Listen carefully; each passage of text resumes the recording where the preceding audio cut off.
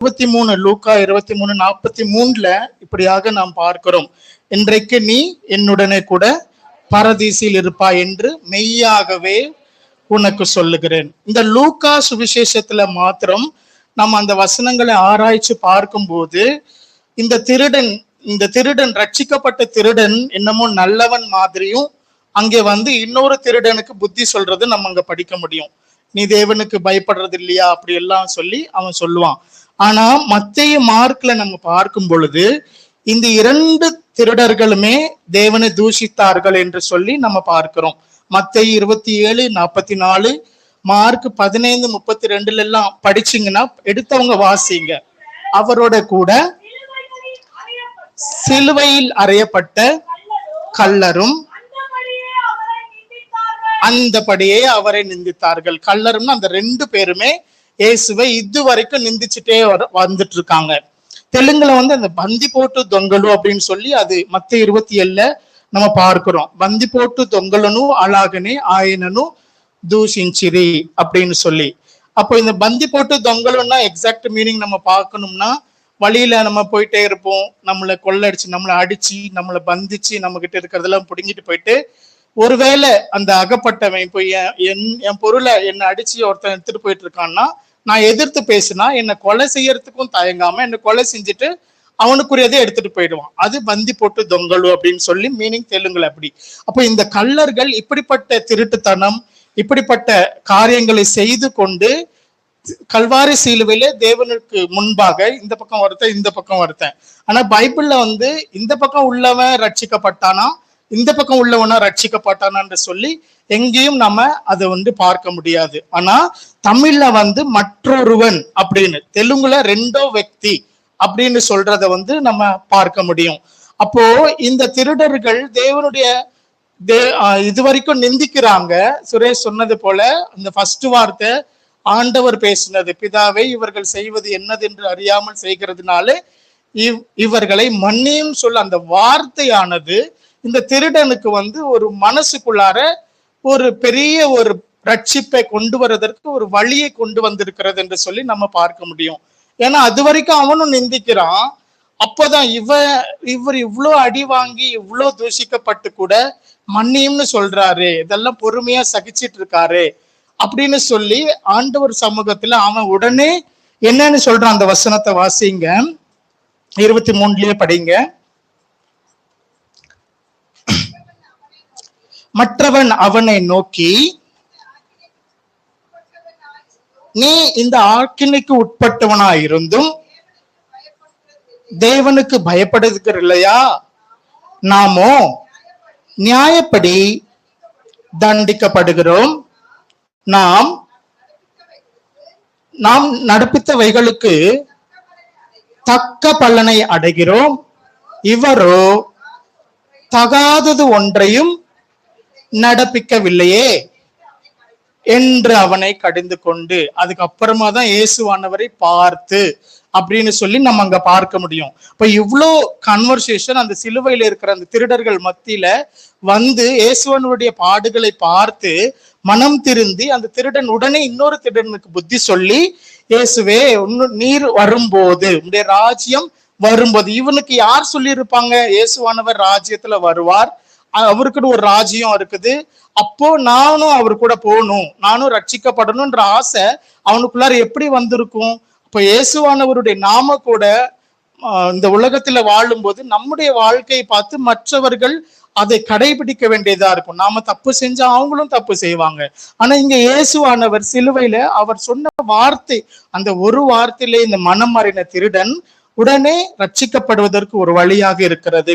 சரி, பரதேசி அப்படின்னு ஆண்டவர் சொல்றாரு, அதுக்கான வசனங்கள் நீங்க குறிச்சு வச்சுக்கோங்க. 2 கொரிந்தியர் 12:2-3 இப்படி சொல்லப்பட்டிருக்கிறது. கிறிஸ்துவுக்குள்ளான ஒரு மனுஷனை அறிவேன், அவன் 14 வருஷத்திற்கு முன்னே 3ஆம் வானம் வரைக்கும் எடுக்கப்பட்டான். அவன் சரீரத்தில் இருந்தானோ சரீரத்திற்கு புறம்பே இருந்தானோ அதை அறியேன், தேவரீர் அறிவார்.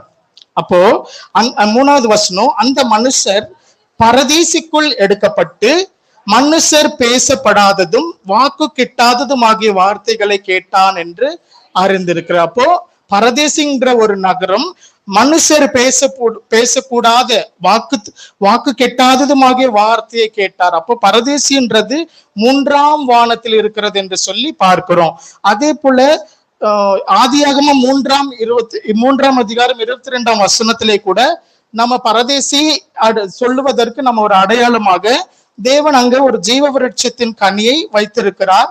அதிலிருந்து ஆதாம் புசிக்க கூடாது, தப்பு செஞ்சிட்ட பிறகு ஆதாம் அங்கிருந்து வெளியேற்றப்படுகிறான். அது வெளிப்படுத்தல் 2:7 இப்படியாக சொல்லப்பட்டிருக்கிறது.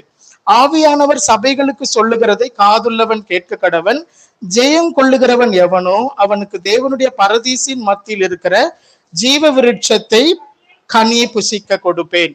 அப்போ ஆண்டவராகிய இயேசு கிறிஸ்து இந்த பாடுகளை அவர் சகித்தது போல நாமளும் சகித்து கரெக்டான இந்த திருடன் மனமாற்றம் அடைஞ்சது போல அப்படி ரட்சிக்கப்பட்டாதான் நமக்கு இந்த பரதேசி கிடைக்கும் என்பதை இந்த காலகட்டத்திலே நாம் கண்டிப்பாக உணர வேண்டும். அது அந்த அப்படிப்பட்ட பாரடைஸ் வாழ்க்கை இந்த திருடனுக்கு வந்துச்சு. எப்போ? லாஸ்ட் நிமிஷத்துல. அநேகர் நம்ம நினைப்போம் செய்யறதெல்லாம் நம்ம செஞ்சுட்டு லாஸ்ட் டைம்ல செத்து போறதுக்கு முன்னாடி ஆண்டவர்கிட்ட போய் ஏசப்பா என்ன மன்னிச்சிரு, என்ன நீங்க ஏத்துக்காங்கன்னு சொல்லிட்டு செத்து போயிட்டா. நானுமே சில நேரத்துல நினைச்சிருக்கேன் இந்த மாதிரி. அப்படி சொல்லிட்டு செத்து போயிடலாமே, இப்போ நல்லா அனுபவிச்சுட்டு அப்ப செத்து போயிட்டா. அப்போ நம்ம சின்ன வயசுல இருந்து கேட்கறோம்ல, செத்து போனா பரலோகம் போவோம் நரகம் போவோமா அப்படி. அப்ப அந்த டைம்ல பாத்துக்கலாம், இந்த மனமாற்றம்லாம் நமக்கு எதுக்குன்னு அப்படி யோசித்த நாள் உண்டு. இப்ப இந்த வசனம் பார்க்கும்போது இப்படிதான் தோணுது. ஏன்னா அந்த கள்ளன் அது வரைக்கும் ரட்சிக்கப்படல. அவனுக்குடைய மனமாற்றம் லாஸ்ட் டைம்ல தான் வருது. வரும்போது உடனே ஏசப்பா பட்டுன்னு சொல்றாரு, ஆமா நீ என் கூட பரதேசில இருப்ப அப்படின்னு சொல்லி அவனுக்குள்ள ஒரு பெரிய மாறுதல் ஆண்டவர் சொன்னது போலவே இந்த கள்ளனை மனமாற்றி பரதேசிக்கு எடுத்துக்கிட்டார். அப்போ அந்த காலகட்டங்கள்ல நியாயப்பிரமாணங்கள் மூலம் இந்த சட்டம்ன்றது இயேசுவானவர் எதிர்க்கவே நின்று அந்த திருடனோட பேசிட்டு கொண்டிருக்கிறார். ஆனா இந்த காலகட்டத்துல நமக்கு அது சாத்தியம் இல்லை. நமக்கு ஒரு பரிசுத்த ஆவியானவர் தேவனுக்கு கொடுத்து பரிசுத்த ஆவியானவர் மூலமா தான் நாம ஞானஸ்நானம் பெற்று ரட்சிக்கப்பட்டு இதெல்லாம் நம்ம பார்த்துட்டு இருக்கோம். அப்பதான் அந்த பரலோகம் பரதேசி எல்லாம் நமக்கு கிடைக்கும். அப்ப அந்த திருடனுக்கு அப்படி இல்லாம இப்ப இருக்கிற நமக்கு இவ்வளவு எடுத்துக்காட்டாக இருக்கணும்னா இந்த திருடனுக்குள்ளார மனமாற்றம் நிச்சயமா தன்னுடைய உள்ளத்துல வந்தது போல நமக்கு வர வேண்டும் சொல்லி தேவனுக்கு பயப்படுகிற பயம் இந்த திருடனுக்குள்ளார இருந்துச்சு.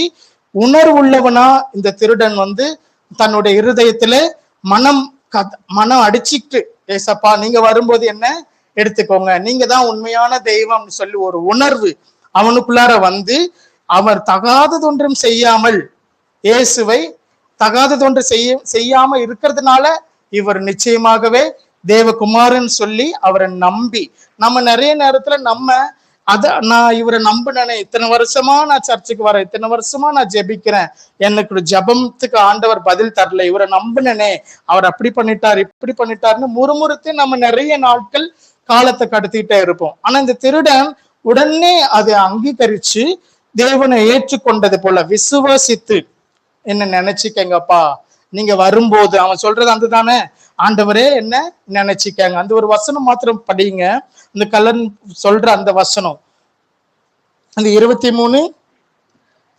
விசுவாசித்த ஆண்டவரே நினைச்சுக்கங்கப்பான்னு சொல்லி கேட்கிறதை நம்ம பார்க்க முடியும். இயேசுவை நோக்கி, ஆண்டவரே நீர் உம்முடைய ராஜ்யத்தில் வரும்பொழுது அடியேனை நினைத்தருளும் சொல்லி, இதுக்கு நமக்கு ஒரு எடுத்துக்காட்டாக நம்ம பார்க்கும் பொழுது சங்கீதம் 51 தாவீது ஒரு சரித்திரத்தினாலே நம்ம கொஞ்ச நேரம் தியானிக்கலாம். தாவீதனுடைய பாசிட்டிவ் நெகட்டிவும் நம்ம ரெண்டுமே பார்க்கும் பொழுது அவர் எப்படிப்பட்டவர்னு சொல்லது நம்மளால புரிஞ்சுக்க முடியும். சுரேஷ் தம்பி கூட தாவீதனுடைய எடுத்துக்காட்டு சொன்னார். ஆனா 51 தாவீது என்னென்ன டைட்டில் கொடுக்கப்பட்டிருக்குன்னா ஒரு பெரிய பாவம் செய்யறாரு இல்லையா அவரு. அநேகர் தெரிஞ்சிருக்கும். நீங்க தெரியாதவங்க அந்த 2 சாமுவேல் புஸ்தகம் எடுத்து 11ஆம் அதிகாரத்துல அவர் என்ன தப்பு செஞ்சாருன்னு சொல்லி நீங்க பாருங்க. அதுதான் அந்த டைட்டில் அங்க கொடுக்கப்பட்டிருக்குது. அவர் என்ன செய்யறாருன்னா தாவீது எவ்வளவு பெரிய ராஜ்யபாரனா இருந்தாலுமே கூட எவ்வளவு நல்ல இருதயத்திற்கு ஏற்ற மனிதர் சொல்லி நம்ம பார்க்கிறோம் தேவனுக்கு. அப்படிப்பட்ட ஒரு தாவீது ஒரு பெண்ணுக்காக இச்சையில விழுந்துட்டு அவர் விழுந்து போயிட்டு அப்புறமா அவருடைய அரசாணையில இருக்கிற உரியா ராஜா அவர் ரொம்ப ரொம்ப நம்பிக்கைக்குரிய ஒரு சேவகன். அந்த உரியா ராஜா எப்படின்னா அவரை கொலை செய்யும்படி, இந்த உரியாவை கொலை செய்யும்படி அவங்கிட்டயே லெட்டர் கொடுத்து அனுப்புறாரு இந்த தாவீது. அது கூட ஏன்னா அந்த போகிற வழியில அந்த லெட்டர் கூட அவன் கண்டிப்பா ஓபன் பண்ண மாட்டான் சொல்லி அவ்வளவு விசுவாசமா இருக்கிற அந்த உரியா ராஜா கிட்ட தாவீது லெட்டர் கொடுத்து இந்த மாதிரி எதுக்காக, அந்த ஒரு பெண்ணுக்காக, அந்த பெண்ணுனால இவனுக்கு ஏன்னா அவங்க இன்னொரு புருஷன் அன்றதுனால இவர் என்ன பண்ணிட்டாரு, அவர்கிட்ட லெட்டர் கொடுத்து அனுப்பிட்டு இன்னொரு ராஜா கிட்ட போயிட்டு இவரை கொலை செய்யும்படி சொன்ன உடனே அங்க கொலை செய்யறாங்க. இப்ப இவ்வளவு தப்பு செஞ்ச தாவீது அந்த காலம் அப்போ அந்த லேவியாகமம் 20:10 அதிகாரம் 10 வசனம், என்னாகமம் 35:30 வசனத்துல நம்ம பார்க்கும் பொழுது மோசேயினுடைய நியாயப்பிரமாண சட்டங்கள் தாவீது இருக்கும் பொழுதே வந்தது. ஏன்னா எவனாச்சும் ஒருத்தன் இன்னொரு மனைவிய விபச்சாரம் பண்ணிட்டா, இல்ல கொலை செஞ்சா, இல்ல தேவனுக்கு விரோதமா தேவதூஷணம் பண்ணாலோ அவன் நிச்சயமா கொலை செய்யப்பட வேண்டும். ஆனா தேவனுடைய பார்வையில அவன் அப்படி இல்லாம எப்படி தேவனுடைய இருதயத்தை கவர்ந்தான் சொல்லி பார்க்கும் பொழுது தேவ சமூகத்துல உடைந்த ஒரு இருதயத்தோடு, ஆமா நான் இப்ப தப்பு பண்ணிட்டேன், இப்ப என்ன அதுக்கு ஆண்டவரே நான் தப்பு செஞ்சுட்டேன்பா, எனக்கு சூழ்நிலை அப்படி அமைஞ்சிச்சு, இப்ப இந்த காலகட்டத்துல எல்லாம் அந்த அம்மா அந்த பொண்ணு இருந்துச்சு, நான் என்ன பண்றது ஏசப்பா அப்படின்னு துணிகரமா இந்த காலகட்டத்துல நாம செய்வோம். ஆனா சூழ்நிலைகள் மேல பழிய போட்டு ஆண்டவரே பிளேம் பண்ணுவோம். ஆனா அந்த காலத்துல அந்த ரூல் இருந்தாலும் இந்த தாவீது தேவனுடைய சமூகத்துல என்ன பண்றான், உடனே அந்த வசனத்தை வாசிங்க. 51 அதிகாரம் 1-2 வசனம் படிங்க. தேவனே உமது கிருபையின்படி எனக்கு இறங்கும், உமது மிகுந்த இரக்கங்களின்படி என் மீறுதல்கள் நீங்க என்னை சுத்திகரியும், என் அக்கிரமம் நீங்க என்னை முற்றிலும் கழுவி என் பாவமற என்னை சுத்திகரியும். இந்த பிரியமான தேவனுடைய பிள்ளைகளை, இந்த வார்த்தைகளை நாம் கேட்கும் பொழுது தாவீதுக்குள்ளார அந்த ஜப வாழ்க்கை, அந்த திருடனுடைய ஜப வாழ்க்கை, மனமாறிய திருடன், அந்த 2 பேர் இருந்தாங்க. அந்த திருடர்ல ஒருத்தர் தான் ரட்சிக்கப்பட்டான். இந்த தாவீது மனம் மாறி அந்த ஜபம், அவன் ஏறெடுக்கிற ஜபமும் அந்த திருடன் ஏறெடுக்கிற ஜபத்திலையும் ஒரு உணர்வு, தேவ பக்தி, உறுதியான ஜபமாய் அது இருந்தது.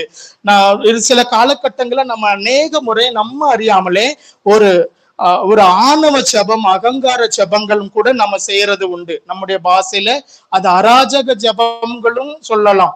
செய்யறதெல்லாம் செஞ்சுட்டு ஆண்டவருடைய சமூகத்துல துணிச்சலாய் நாம சென்று ஒரு பெருமையாக சென்று, ஆண்டவரே நான் இப்போ அது பண்ணிட்டேன், இப்போ நான் இதை மன்னிச்சுட்டாங்க சும்மா, ஏன்னா ஆண்டவர் மன்னிச்சிருவாருன்னு இப்பதானே சுரேஷ் சொன்னாரு. 7 தரம் 77 தரம் என்னென்னமோ சொன்னா இல்லையா?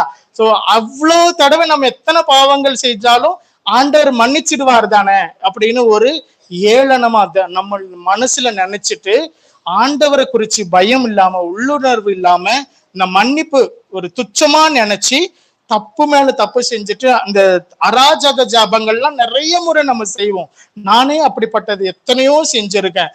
அது வரும்போதுதான் எனக்கு இன்னும் ஒரு கஷ்டம் வரும்போதுதான் இந்த பாவங்கள்லாம் ஆண்டவர் என் கண் முன்னாடி நிறுத்தும் போது இந்த திருடன் எப்படி எனக்கு அந்த காட்சிகளை அப்படியே கொண்டு வந்து, ஆண்டவர் இந்த நாள்ல இந்த தப்பு செஞ்சுட்டேன், நான் இத்தனை வருஷமா ஜெபத்து செஞ்சுட்டே இருக்கேன் ஆண்டவரு, ஆனா பதில் வரல, ஆனா நிச்சயமா இந்த வாட்டி எனக்கு நீங்க பதில் தாங்க என்ன சொல்லி நான் கல்யாணத்துக்கு முன்னாடி கல்யாணத்துக்காகவும் பாப்பா பிறக்கிறதுக்கு முன்னாடி பாப்பாவுக்காகவும் இப்படிதான் நான் அழுதது அநேகருக்கு நான் சாட்சியும் சொல்லிட்டு வரேன். அதுக்காக நான் ஒரு பெரிய நீதிமான் அப்படி எல்லாம் கிடையாது.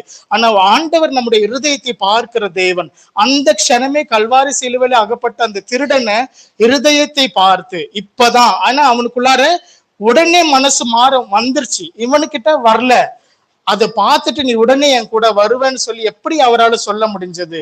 தேவனுடைய குணாதிசயங்களை இந்த திருடன் புரிஞ்சு கொண்டு உடனே கன்ஃபஸ் ஆயிட்டு ஆண்டவருடைய சமூகத்திலே பிரியப்பட்டது, ஏற்றுக்கொள்ளப்பட்டதை நம்ம பார்க்க முடியும். அப்போ நாம கடந்து வருகிற வாழ்க்கையில இப்படிப்பட்ட ஜெபங்கள் நாம் விட்டுவிட வேண்டும். அதுக்கு எடுத்துக்காட்டாக கூட நம்ம நிறைய உதாரணங்களை பார்க்கலாம். லூக்கா 12:18 பார்க்க முடியும். பொருளாசை குறித்து எச்சரிக்கையா இருங்கள் சொல்லி. அந்த ஒரு சில நேரங்களில் நமக்குரிய காசு, பணம் இவைகள் மீது நம்பிக்கை வைத்து தேவனை மறந்து விடுகிறோம். அப்ப நமக்குள்ளார நம்ம அறியாம இந்த அகங்கார ஜெபங்களும் வரும். ஆனா நமக்கு தான் காசு இருக்கே, காசு வச்சு என்ன வேணாலும் செய்யலாம் அப்படின்ற ஒரு நம்பிக்கையோட, குருட்டு நம்பிக்கையோட ஏசப்பா மேல உண்மையான நம்பிக்கை நமக்கு வரவே வராது. அது உண்மையும் நிதர்சனமும் கூட. அப்போ அதே போல அந்த லூக்கா 18 அந்த நம்ம பார்க்கும் பொழுது தானியேல் 4:30 கூட என்ன பார்க்கிறோம்னா அந்த நெபுகாத் நேச்சரை குறித்து பார்க்கிறோம்.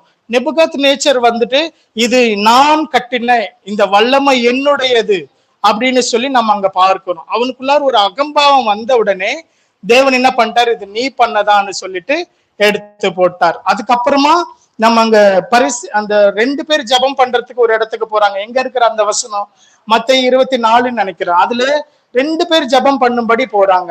அந்த 2 பேர், ஏன்னா சிலுவையில 2 பேரை குறிச்சு நம்ம தியானிக்கிறதுனால இந்த 2 பேர் ஜபங்களில ஒருத்தனுடைய ஜபம் ஏற்றுக்கொள்ளப்படுது, ஒருத்தனுடைய ஜபம் ஏற்றுக்கொள்ளல. அந்த ஜபத்துல ஆயக்காரனும் மாயக்காரனும் செய்யற ஜபங்கள் எப்படி இருக்குது? அந்த ஆயக்காரன் தூரத்திலே நின்று தன் மார்பங்களை தேவனுக்கு ஏறெடுக்க துணியாமல் மார்பு அடிச்சுக்கிட்டு, ஐயோ ஏசப்பா இந்த நெல் தப்பு செஞ்சுட்டேன், இதோ பாவியாகி என் மேல், அவனுடைய ஜபம் எப்படி இருக்கு? பாவியாகி என் மேல் கிருபையாயிரும்.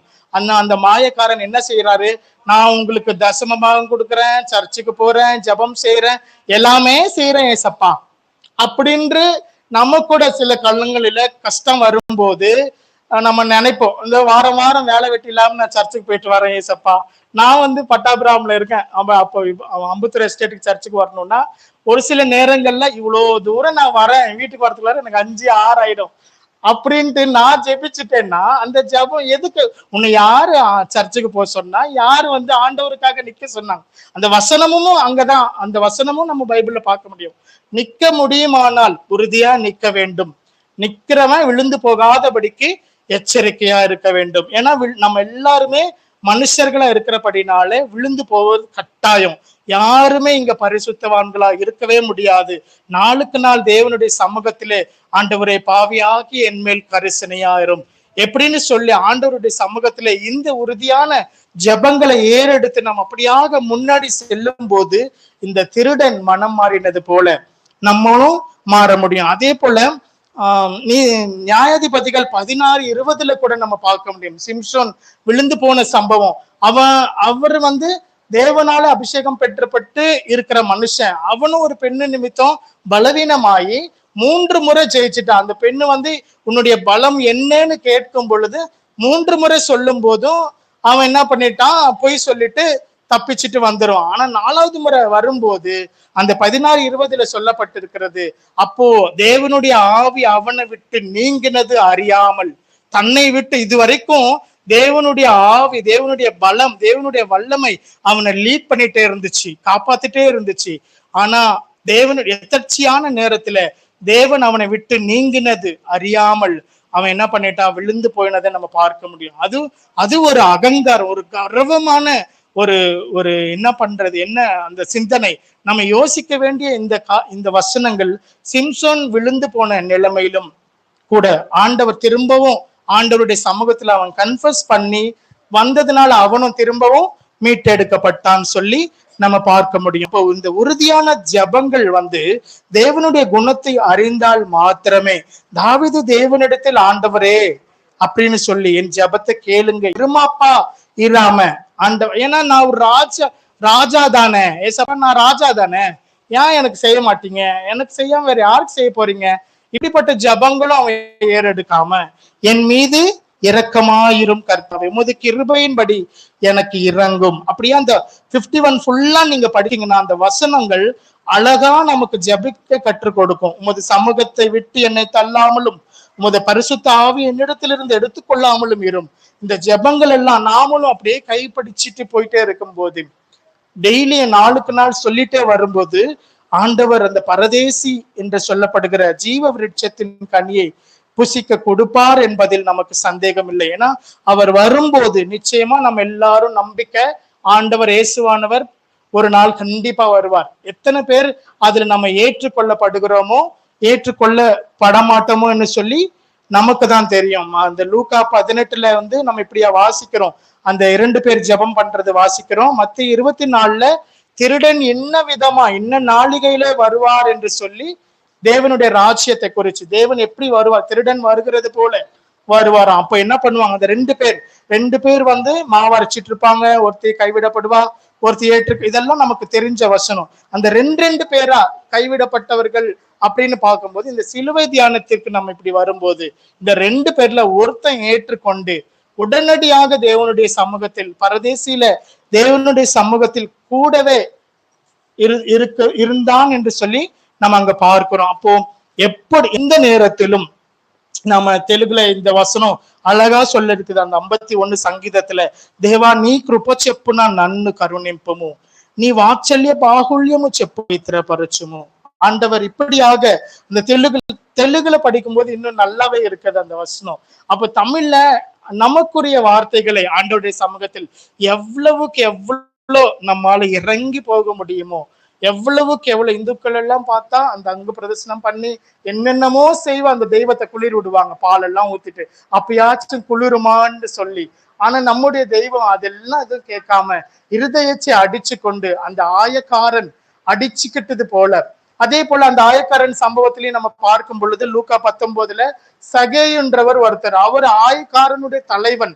அவர் வந்து இயேசு எப்படிப்பட்டவரோ என்று சொல்லி பார்க்க வந்து உடனடியா ஏசப்பா பார்த்தது உடனே, ஏசப்பா ஒரு வார்த்தை சொன்ன உடனே, நீ இறங்கி வா உன் வீட்டுல நான் சாப்பிட போறேன்னு சொன்ன உடனே அவன் பாவத்தெல்லாம் அங்கீகரிச்சுட்டு, ஏசப்பா நான் இந்த மாதிரி பாவத்தெல்லாம் செஞ்சுட்டேன், இத்தனை பேர்கிட்ட அநியாயமா நான் வாங்கிட்டேன். உடனே யார் அது கேட்டா, அவர்கிட்ட ஏசப்பா கேட்கலையே, ஏசப்பா சொல்லலையே, நான் உன்னை கூப்பிட்டேன், நான் உன் வீட்டுல வரேன், அதுக்காக நீ இதெல்லாம் எடுத்து போட்டு வரணும்னு சொல்லலையே. ஆனா அவனுக்குள்ளார இருதய உணர்வு வந்தது நிமிச்சம் உடனே அந்த வீட்டிற்கு ரட்சிப்பு வந்தது. எத்தனை வருஷம் நம்ம இந்த உபவாச கூட்டங்கள்ல சின்ன வயசுல இருந்து இருக்கிறோம், வந்து எத்தனையோ வார்த்தைகளை நம்ம கற்றுக்கொண்டு போறோம். ஆனா இந்த ஒரு வருஷம் ஆண்டவருடைய சமூகத்துல ஆண்டவர் கையில ஒப்பு கொடுக்கலாமே, இந்த கள்ளன் விட்டு கொடுத்தது போல அப்படியே இறங்கி, ஆண்டவரே நான் இப்போ ரட்சிப்பு பெறுவதற்கு, இப்போ எனக்குள்ளார மனமாற்றம் வருவதற்கு, இப்ப இந்த ஞானஸ்தானம் எடுத்த பிள்ளைகள் எல்லாம் ஒரு வாட்டி யோசிச்சு பாருங்க, நீங்க கடந்து வந்த வாழ்க்கையில என்னென்ன இடங்களில தவறி போயிட்டோம். அப்போ புதுசா ஞானஸ்தானம் எடுக்கிற பசங்க ஆண்டவருக்காக எதையாகிலும் செய்யும் பொழுது நீங்க இப்பொழுதே அதை தீர்மானிச்சுக்கங்க, ஆண்டவர் ஏசப்பா என்னையும் நீங்க உங்க ராஜ்யத்துல வரும்போது என்னை ஏற்றுக்கொள்ளுங்க, அதுக்காக தான் நான் இந்த உலகத்துல வாழ்றேன். ஆப்ல அண்ணா சொன்னாரு பவர் ஆஃப் த கிராஸ்ன்னு இந்த 2வது செகண்ட் செஷனை போட்டிருந்தார். அப்போ இவ்வளோ சிலுவையினுடைய வல்லமை இன்னுமே நம்ம தியானிச்சுட்டே போலாம். அப்போ ஆண்டவருடைய சமூகத்துல ஆண்டவர் கேட்கிறது எல்லாம் உடைந்த உள்ளமும் உண்மையான மாறுதலும், தேவனுடைய பார்வையில் அது ரட்சிப்பை கொண்டு வருவதற்கு உறுதியான ஜெபங்கள் தேவைப்படுகிறது. உறுதியான ஜெபங்கள் வந்து துணிச்சலா இருக்காது, துச்சமா இருக்காது. தேவனுடைய பார்வையில அது இப்ப இத்தனை வருஷம் ஜெபிச்சுட்டேன், இனி ஜெபமா கேட்க போறாரு, அந்த சோர்வு இருக்காது. இதெல்லாம் உறுதி இல்லாத ஜெபங்கள். இன்னமும் நான் ஆண்டவரை துதிப்பேன், இந்த தாவீது துதிச்சது போல இன்னமும் ஏசப்பா உடைய ராஜ்யம் வரும் பொழுது என்னை ஏற்றுக்கொள்ளுங்க, என்னுடைய விண்ணப்பங்களை ஏற்றுக்கொள்ளுங்க சொல்லி பரிதபித்து அடித்து கொண்டு உண்மையும் உத்தமமாய் தைரியமாய் தேவ சமூகத்திற்கு வர வேண்டுமா. எந்த தைரியம்னா பாவம் செஞ்சுட்டா மன்னிச்சிருவாருன்னு சொல்ல அந்த தைரியம் இல்ல, ஆண்டவர் சமூகத்துல நான் எவ்வளவுக்கு எவ்வளவு ஆண்டவருடைய சமூகத்துல இறங்கி அவருடைய கிருபையை வேண்டி இரக்கத்தை பெறுவேன் என்ற சொல்லு, இரக்கத்தை கேட்பதற்கு அது ஒரு தைரியம் வேண்டுமா. அப்ப தாவீதுக்கு எப்படி தைரியம் இருந்துச்சு, தாவீது நினைச்சிருந்தா அவருக்கு நாத்தான்வேல் வந்து சொல்றாரு, நீ இந்த தப்பு செஞ்சுட்டப்பா, நீ இவ்வளோ பெரிய ராஜா இருந்து தப்பு செஞ்சுட்டேன்னு சொல்லும் போது நாமளா இருந்த அந்த இடத்துல என்ன செய்வோம், நம்ம செஞ்ச தப்பு யாருக்குமே தெரியாது. ஒருத்தர் வந்து நம்ம குறிப்பிட்ட நபர் நமக்கு சொல்லும் போது அந்த குறிப்பிட்ட நபர் மேல எவ்வளவு கோபம் வரும், சே இவனுக்கு எப்படி தெரிஞ்சது அப்படின்னு சொல்லி அந்த பயங்கரமா கோபம் வரும். ஆனா அந்த தாவீது நினைச்சிருந்தா அவன் அந்த அரசாட்சியில இருக்கும் பொழுது அந்த இந்த நாத்தானை வெட்டி போட்டுடலாம், ஏன்னா அவனுக்கு அதிகாரம் இருக்குது, ஏன்னா இவனுக்கு மட்டும்தான் தெரிஞ்சிருக்கே அப்படின்னு சொல்லி. ஆனா அதுவும் இல்லாம தேவனுடைய பார்வைக்கு அவன் பயந்த சுபாவத்தோடு, ஆமா இல்ல நான் இந்த தப்பு செஞ்சுட்டேன், ஆண்டவர் என்ன மன்னிச்சிருவார்ல, மன்னிக்கணுமே ஏசப்பா, நீங்க இருங்குங்க, என் மீது தயவாய் இறங்குங்கன்னு சொல்லி இந்த கல்வாரி சிலுவையில அந்த திருடன், அகப்பட்ட திருடன் எவ்வளவேனும் அவன் ரட்சிக்கப்படுவதற்கு பாத்திரவானா இல்லாமல் இருந்தும் கூட அந்த க்ஷணமே அவனுக்குள்ளார வந்த தேவ பயம், அவனுக்குள்ளார வந்த ஒரு உணர்வு, அவனுக்குள்ளார வந்த ஒரு விசுவாசம் அவனை அந்த க்ஷணமே தேவனுடைய பரதேசியில இடம் கிடைப்பதற்கு தேவன் கிருபை செஞ்சார். அதுதான் கடைசியாக யோவான் 3:16 நமக்கு எல்லாருக்குமே தெரிஞ்ச வசனங்கள் தான் அது. தேவன் ஒரே பேரான குமாரனை விசுவாசிக்கிறவன் எவனோ அவன் கெட்டு போகாமல் நித்திய ஜீவனை அடையும்படிக்கு இவ்வளவாய் அன்பு கூர்ந்தார். இந்த கெட்டு போக வேண்டிய இந்த திருடன், கெட்டு போக வேண்டிய இந்த கள்ளன் தேவ சமூகத்திலே எப்படியாகிலும் நித்திய ஜீவனை நான் அடைய வேண்டும், நித்திய ஜீவனுக்குள்ளார நான் செல்ல வேண்டும் என்று சொல்லி தேவ சமூகத்தில் ஆர்வமாய் அவன் வந்ததை நம்ம பார்க்க முடியும். அப்ப இவ்வளோ நம்ம ஆர்வமா நாளுக்கு நாள் தேவ சமூகத்திலே நம்மளுடைய ஆர்வம் பெருக வேண்டும். தேவனுடைய சமூகத்தில் கிட்ட கிட்ட சேரும் போதுதான் அவருடைய மகத்துவங்கள், அவருடைய வல்லமைகள் நிச்சயமா நம்மளால உணர முடியும், கண்ணால பார்க்க முடியும். நெடுநாளாய் ஜெப விண்ணப்பங்களுக்கு கண்டிப்பாக பதில் வரும். அந்த ஆயக்காரன் மார்புல அடிச்சு கொண்டு ஜெபிச்சது போல இந்த தாவீது தேவனுடைய சமூகத்தில் இரக்கங்களுக்காய் அடிச்சுக்கிட்டு கிருபைக்காய் வேண்டினது போல அந்த கள்ளன் உடனே மனதுல ஆண்டவரே நான் மன்னிச்சுக்காங்க. இப்போ இந்த இன்னொரு திருடனை பார்த்து சொல்றான்னு அவனுக்குள்ளார ஒரு மாறுதல் வந்தது தானே. அவன் எவ்வளவு அழகா சொல்றான், நீ தேவனுக்கு பயப்படுகிறது இல்லையா சொல்லும் போது அதுக்கு ஒரு தைரியம் வேணும். அப்பவே அவனுக்குள்ளார ஒரு மார்ப்பு வந்தது தானே, ஒரு மாற்றம் வந்ததுன்னு சொல்லிதானே நம்ம பார்க்க முடியும். அப்போ அப்படிப்பட்ட அந்த திருடனே அந்த நேரத்திலே தேவ சமூகத்திற்கு பாத்திரவனா இருக்கும் பொழுது, இத்தனை வருஷமா தேவனுடைய வார்த்தைகளை கேட்டு தேவனுடைய வழிகள்ல தேவனுடைய குடும்பங்கள் இருக்கிற நமக்கு ஏன் அந்த பாக்கியம் கிடைக்காது? இந்த நேரத்தில் நம்ம எல்லாரும் இந்த ஃபர்ஸ்ட் நாள்ல உறுதியான ஜெபங்களை ஏறெடுத்து, ஆண்டவரே நான் இன்னும் இந்த விண்ணப்பங்களோட வந்திருக்கிறேன் சப்பா, என்னை மன்னிச்சுக்கங்க, பாவியாகிய என்னில் கருணையா இருங்க, கிருபையா இருங்க, பாவியாகிய என்மேல் கிருபையா இருங்க. அநேக நாட்களை நான் மனமேட்டிமையா இருந்துட்டேன், அநேக நாட்களை நான் வெறுமையா இருந்துட்டேன், என்னை மன்னிச்சுக்கு ஏற்றுக்கொண்டு ராஜா உங்க கிருபை நிமித்தம் எனக்கு பரதேசியில ஒரு இடம் கிடைக்கும்படிக்கு நீங்க உதவி செய்யுங்கன்னு சொல்லி அப்படியாக நம்ம ஒரு விஷயம் கூட அந்த ஜீவியத்திலே கடந்து செல்வோம்.